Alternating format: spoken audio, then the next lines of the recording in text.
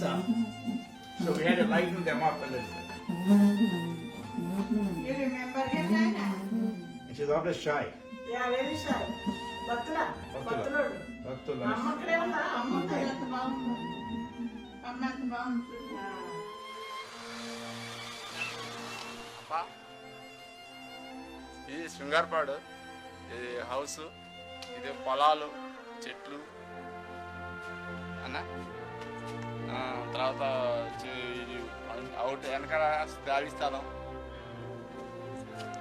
కాబట్టి ఆనందరాజు అన్న వచ్చాడు.